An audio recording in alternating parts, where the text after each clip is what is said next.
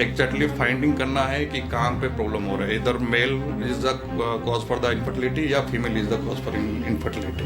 हम जो है पेशेंट का हार्मोनल प्रोफाइलिंग करने के बाद जो है हम दोनों का टेस्ट करने के बाद हमें पता चलता है कि हम क्या ट्रीटमेंट प्लान करें। मतलब जो है वेन्स जो होते हैं वो हीट प्रोड्यूस मतलब हीटिंग रहता है। इसका मतलब है ब्रेन के साथ भी करेक्शन? जी जी जी जी जी जो है आपका ये सब चीज़ें जो है अच्छा, सारा ब्रेन के साथ स्पर्म डेड स्पर्म जो भी है एक मतलब एक वहाँ पे लेवल में रह जाते हैं। फिर जो हेल्दी स्पर्म रहता है उनको लेके हम जो है प्रोसेस करते हैं। तो हार्मोनल बैलेंस ठीक है, हार्मोन ठीक है, तो फिजिकली हम टेस्टिस भी देखते हैं, अगर साइज सभी ठीक है तो हम उनको टीसा प्रोसीजर करते हैं और वो हेल्पफुल है। टीसा में हम स्पर्म भी मिलते हैं। एक प्रोसीजर इक्सी भी आप यहाँ पे करते हैं, ये इक्सी समझा दीजिए आम इंसान को ये क्या हो। अस्सलाम वालेकुम नाज़रीन, जम्मू कश्मीर के दारुल हुकूमत श्रीनगर से हम आपके साथ इस वक्त मौजूद हैं।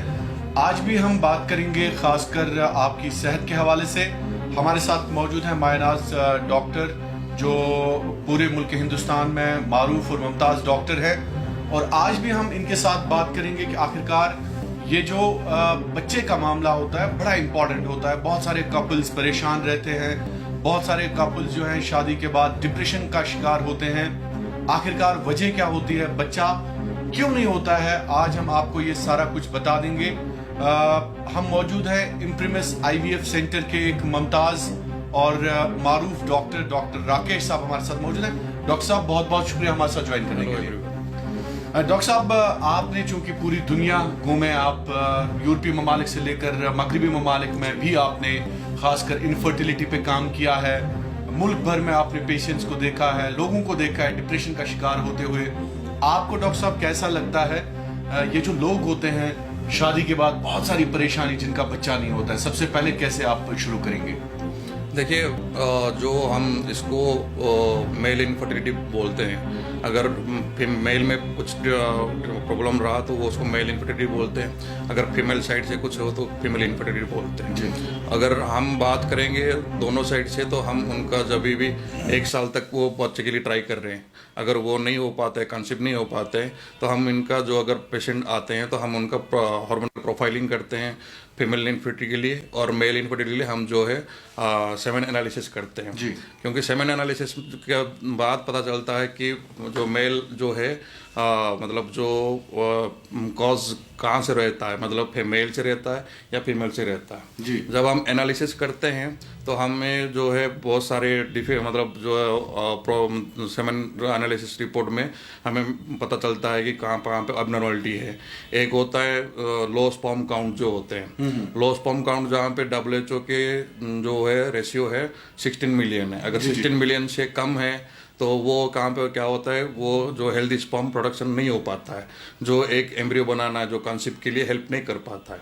लेकिन वो रीजंस क्या होता है जहाँ पे हम मोटिलिटी उनका कम दिखाया जाता है, और जो है आपका मॉर्फोलॉजी पोर स्पर्म मॉर्फोलॉजी बोला जाता है उनको, जहाँ पे उनका जो है DNA फ्रेगमेंटेशन ज़्यादा दिखा जाता है, जो वहाँ पे भी जो स्पर्म फर्टिलाइज के लिए हेल्प नहीं करता है।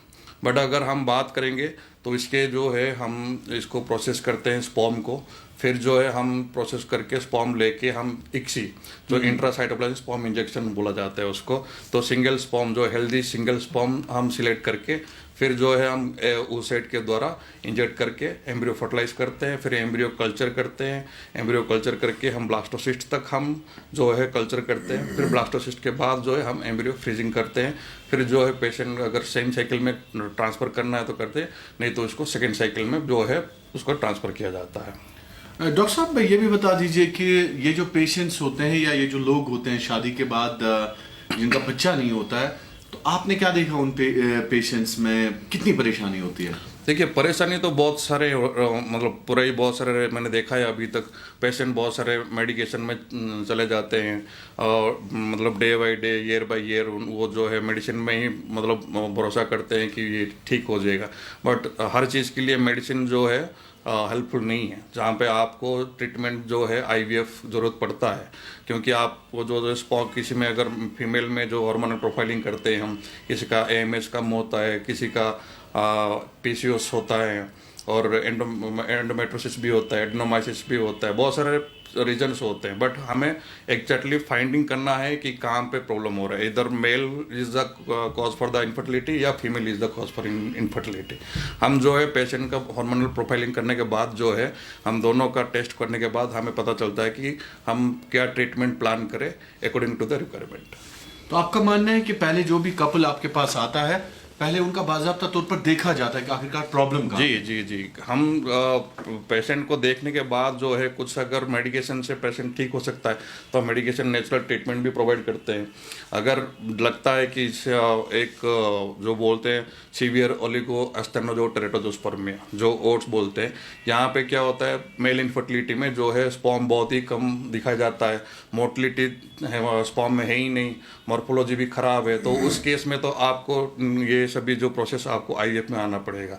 और कहीं कहीं क्या होता है, आप मानते हैं कि उस केस में मेडिसिन का काम मेडिसिन उसमें कुछ फंक्शन नहीं करेगा आपका। अच्छा।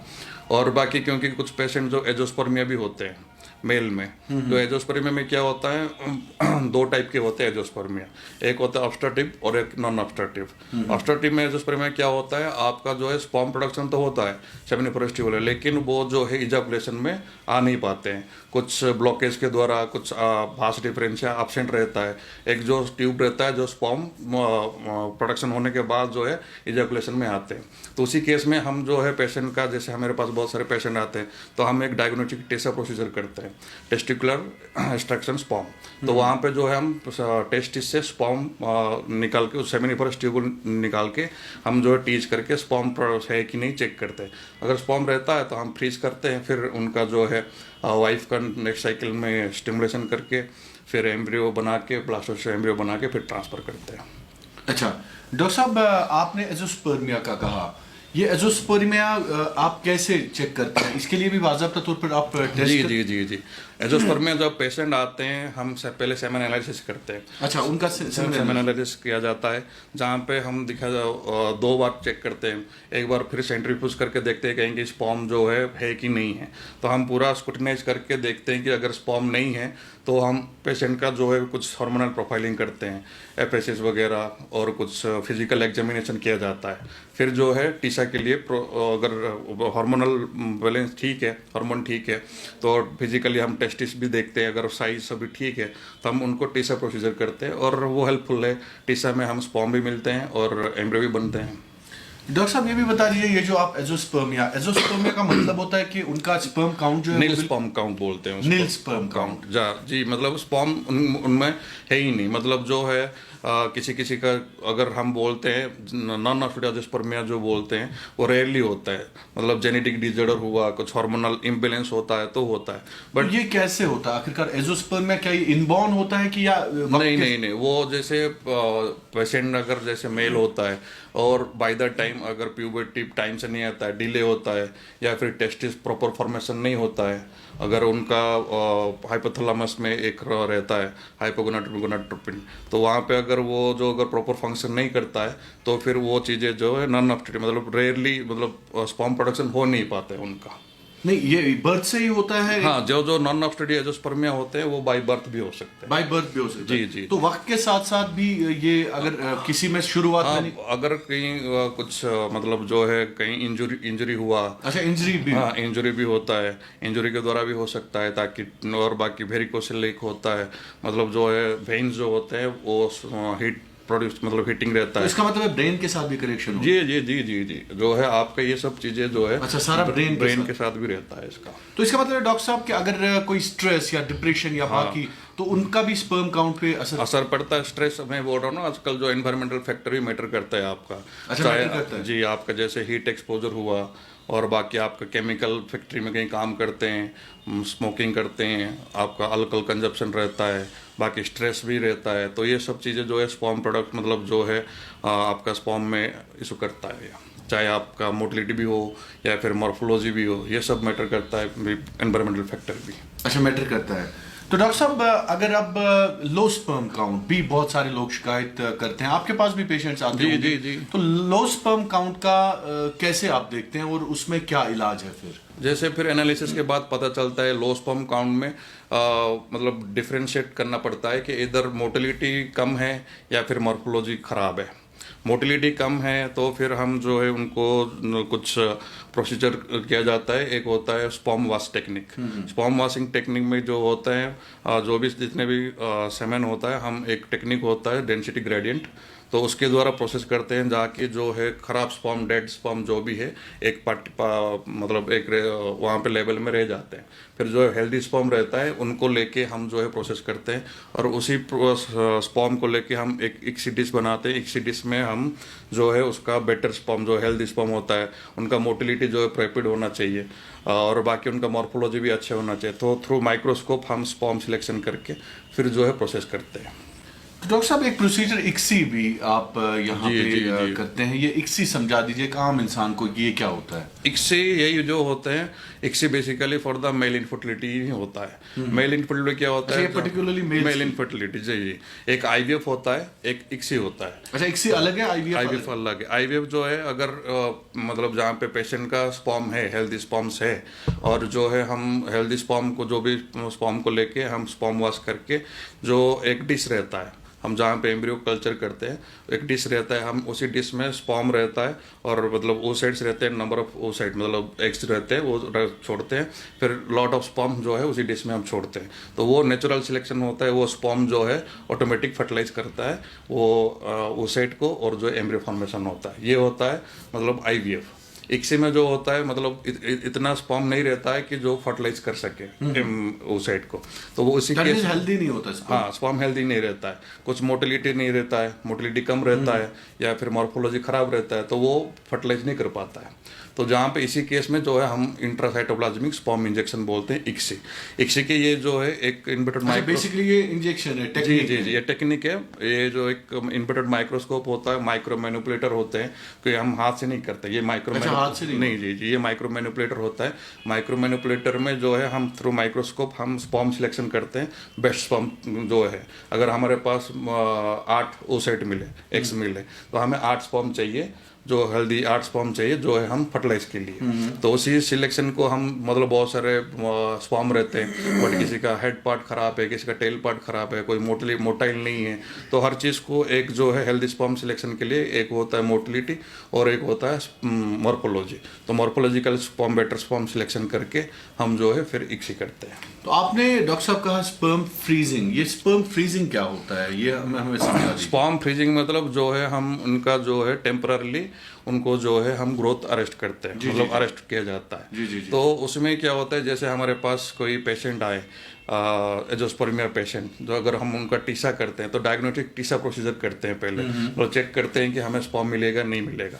तो हम पहले स्पर्म, अगर हमें टीसा में स्पर्म मिला तो हम जो है उसका एक प्रोसेस होता है स्पर्म फ्रीजिंग टेक्निक, वो स्पर्म को हम फ्रीज करके रखते हैं। फिर जब भी उनका साइकिल मतलब जब भी ओसाइट रिट्रीव हुआ और उसी दिन हम वो स्पर्म को थो करके मतलब वार्मिंग करके टेम्परेचर दे के 37, फिर जो है वो फिर मोटाइल हो जाते हैं। तो उनको लेके हम फिर इक्सी करते हैं और फिर एम्ब्रियो फॉर्मेशन करके फिर मतलब ब्लास्टोसिस्ट एम्ब्रियो तक फॉर्मेशन होते हैं, फिर हम ट्रांसफर। तो एम्ब्रियो फ्रीजिंग भी सिमिलर प्रोसीजर के? एम्ब्रियो फ्रीजिंग भी से प्रोसीजर वही है, वो भी जैसे बोला टेम्पररी ग्रोथ जो है उनको अरेस्ट किया जाता है। और एम्ब्रियो फ्रीजिंग जो है फिर उसमें जो है -196 डिग्री में उनको फ्रीज किया जाता है। अच्छा, फ्रीज किया जी, -196। जी। तो उसके लिए टेक्नोलॉजी भी है और मशीन्स भी हैं उसके लिए। जी। और उसको लिक्विड नाइट्रोजन में रखा जाता है -196 में। तो वो क्या अवेलेबल है आपके सेंटर पे कि उनको बाहर जाना पड़ता है? नहीं, वो हमारे पास अवेलेबल है। अच्छा, सारा कुछ हमारा पास एम्ब्रियो फ्रीजिंग, जी, हमारा एम्ब्रियो क्रायो कैनिस्टर है, हम उसी में स्पर्म फ्रीजिंग के लिए स्पर्म के लिए अलग कैन है और हमारा एम्ब्रियो के लिए अलग कैनिस्टर है, क्रायो कैन है। तो हम एम्ब्रियोज को अलग फ्रीज करते हैं, स्पर्म को अलग फ्रीज करते हैं। और एम्ब्रियो फ्रीजिंग इसलिए भी रहता है किसी सेम साइकिल में कोई पेशेंट जो है हेल्प एंडोमेट्रियम नहीं बन पाता है उनका, क्योंकि जब भी हम मल्टीपल इंजेक्शन देते हैं तो हार्मोनल इम्बैलेंस होता ही है, तो उनका जो ईटी प्रिपरेशन बोलते हैं एंडोमेट्रियम लाइनिंग वो बन नहीं पाता है। और इम्बैलेंस वो उसी में जो है आपका कुछ पेशेंट का पीसीओएस होते हैं, बहुत सारे रीजन होते हैं जो है डॉक्टर उनका चेक करके E2 लेवल बहुत सारे चेक किया जाता है। फिर इसीलिए सेम साइकिल में फ्रीज ना करके उनको एम्ब्रियो फ्रीज किया जाता है। एम्ब्रियो फ्रीज करके फिर जो नेक्स्ट साइकिल के लिए उनको प्रिपेयर किया जाता है। जब साइकिल एंडोमेट्रियम बना के फिर जो एम्ब्रियो थॉ किया जाता है। एम्ब्रियो थॉ मतलब वार्मिंग, मतलब जो है एम्ब्रियो को हम अरेस्ट किए थे फिर उसको लाइव कर रहे हैं and that will growth further. तो डॉक्टर साहब ब्लास्टोसिस्ट के बारे में भी आप बात कर रहे थे, वो हमें समझा दीजिए। ब्लास्टोसिस्ट जो होते हैं हाईली पोटेंशियल एम्ब्रियो रहते हैं। अच्छा, जिनका पोटेंशियल बहुत ज़्यादा रहता है, क्योंकि हम जैसे हमारे पास हम 8-10 oocyte हम मतलब एग्स निकाले, 8-10 एग्स निकालने के बाद इधर हम IVF किए या फिर ICSI किए। ICSI में उनको जो है एम्ब्रियो कल्चर बोला जाता है। एम्ब्रियो क्योंकि डे 1 में जो है 2 पिन बोलते हैं, जहाँ पे मेल और फीमेल सेक्स मतलब क्रोमोसोम एक्सचेंज होता है। फिर जो है उनका माइटोसिस डेवलपमेंट होता है, 2 cell, 4 cell, 6 cell, 8 cell, 10 16 cell, फिर 32, 64। फिर जो है ब्लास्टोसिस्ट जो होते हैं मोर देन 120 to 150 सेल होते हैं। लेकिन इसी दौरान क्या होता है, हर एम्ब्रियो में पोटेंशियल वो नहीं होता है ग्रोथ करने के लिए। कोई एम्ब्रियो जो है अरेस्ट हो जाता है, कोई डे 2 में अरेस्ट हो जाता है, कोई डे 3 में अरेस्ट हो जाता है। फिर कोई एम्ब्रियो जो है उनका बहुत सारे ग्रेडिंग रहता है, जो है कुछ का ब्लास्टोमेर बोलते हैं, वो अनइक्वल रहता है, फ्रैगमेंटेशन रहता है। But those embryo can reach to the blastocyst with healthy, मतलब जो है ब्लास्टोसिस्ट भी हेल्दी होना है, ब्लास्टोसिस्ट भी बनते हैं, बट उनका भी ग्रेडिंग रहता है 5A 4A, मतलब according to the expansion, according to the inner cell mass, according to the trophoblast. एक ग्रेडिंग टेक्निक होता है जो हम एक ग्रेडिंग टेक्निक के द्वारा जो हम बेस्ट ब्लास्टोसिस्ट सिलेक्शन किया जाता है, 1 या 2 मैक्सिमम, तो उनको हम ट्रांसफर करते हैं। क्योंकि वो जो एम्ब्रियो ब्लास्टोसिस्ट तक पहुंचा तो उसमें जो है चांसेस सक्सेस रेट ज़्यादा रहता है। डॉक्टर साहब, आपने दुनिया भर में काम किया है, कितने ममालिक में आप गए हैं आज तक? देखिए, मैं तो ओमान में भी काम कर रखा है, अफ्रीका में भी काम कर रखे हैं, और सेवरल पार्ट इंडिया में भी काम करके रखे हैं अब तक जो है। तो मज़ा ज़्यादा कहाँ पे आया? अभी तो यहीं पे आ रहे हैं, कश्मीर में आ रहे हैं। अच्छा, श्रीनगर में? जी, क्योंकि वो बहुत सारे मतलब डिफिकल्टीज है, फाइंडिंग है, और डिफरेंट पेशेंट के लिए अलग अलग इंडिविजुअल टेक्निक भी है। तो उसी के जो मेल इनफर्टिलिटी भी यहाँ पे दोनों ही है, मेल इनफर्टिलिटी है, फीमेल इनफर्टिलिटी, बोथ मतलब इक्वल है। आपकी जो एक्सपीरियंस है अभी तक यहाँ पे सेम है, मेल भी जितना मतलब ये है कॉजेस है, फीमेल भी इतना, मैंने देखा 50-50 रेशियो रहता है। जी। तो डॉक्टर साहब, कितने पेशेंट्स को आज तक देखा है? देखिए, अभी तक तो मैं बोलूँ को मोर देन 15,000 या ऐसे कुछ बेबी डिलीवरी भी हो चुके हैं। अच्छा, 15,000 अक्रॉस द वर्ल्ड? जी 15,000 पेशेंट्स बेबी डिलीवरी भी हो चुके होंगे। तो पॉजिटिव कितने उसमें? हाँ, वही जो बेबी डिलीवर होते हैं, मतलब थ्रू ये टेक्निक IVF और ये सब चीजें, तो अभी तक जो है डिलीवर हो चुके होंगे मेरे 15,000। जी जो आपकी जानिब से किया जी 15,000 अक्रॉस द वर्ल्ड? जी इंडिया में और अक्रॉस द वर्ल्ड भी बोल सकते हैं। अच्छा। तो यहाँ पे श्रीनगर में कितना हुआ है आज तक? श्रीनगर में तो अभी भी हमारा जो है आप पता है, मतलब हाई सक्सेस रेट है इम्प्रीमस IVF सेंटर। जी। अभी तक तो हमारे पास जो है मिनिमम मतलब अभी 1 साल या 2.5 साल में, मतलब अभी तो नया है। जी मतलब बहुत सारे पेशेंट अभी भी डिलीवर हो चुके हैं। अच्छा, हो चुके हैं? जी बहुत सारे। तो फिर फोन आता है आपको? जी बधाई देते हैं और खुशियाँ भी होता है, खुशियाँ होता है जी। हमें भी अच्छा लगता है जब वो एक पेशेंट इतने सालों से गुजर रहे थे इनफर्टिलिटी में, और वो जो है बेबी कंसीव हो गया, तो एक जो है फीलिंग्स होता है ना, वो एक इनोसेंट जो होता है, एक पूरा सेटिस्फिकेशन होता है अंदर से ना, एंड उनके फेस को देख के हमें भी सेटिस्फैक्शन होता है कि हाँ, then our technique and our work is done. तो डॉक्टर साहब, लास्ट पे मैसेज जो लोग आपको देख रहे हैं, क्योंकि डॉक्टर के साथ उम्मीद होती है, उनके लिए क्या मैसेज है? देखिए, उम्मीद ना हारे, मतलब देयर इज ए मतलब सॉल्यूशन फॉर एवरी प्रॉब्लम। तो कोई भी मेल इनफर्टिलिटी हो या फीमेल इनफर्टिलिटी हो, मतलब हर चीज़ का मतलब सॉल्यूशन है, तो उसके लिए घबराने की जरूरत है ही नहीं। बट हाँ, जो है आपका एनवायरमेंटल फैक्टर थोड़ा, मतलब लाइफस्टाइल, कुछ जो भी आपका खाना पीना थोड़ा ध्यान रखिएगा, और जो भी है बेटर है कि आप जो है अपने आप को मतलब हेल्दी रखना बेटर है। जो मतलब वो चीज़ें आपको हेल्प करता है कि मतलब जो है जंक फूड नहीं खाना, बाकी जो भी लाइफस्टाइल को मैटर करता है कि हर चीज़ को मतलब हेल्प करने के लिए कि जो है चीज़ें चलेगा। बहुत बहुत शुक्रिया sir, thank you so much. तो नाज़रीन, बात कर रहे थे डॉक्टर राकेश, और इन्होंने कहा कि लगभग 15,000 से ज़ायद पेशेंट्स को आज तक डिलीवर कराया गया हैप्पीली अक्रॉस द वर्ल्ड। दुनिया भर में काम कर चुके हैं, लेकिन अब श्रीनगर के इम्प्रीमस IVF सेंटर में इस वक्त ये अपने फ़राइज़ अंजाम दे रहे हैं। बहुत बहुत शुक्रिया कश्मीर ग्राउंड देखने के लिए।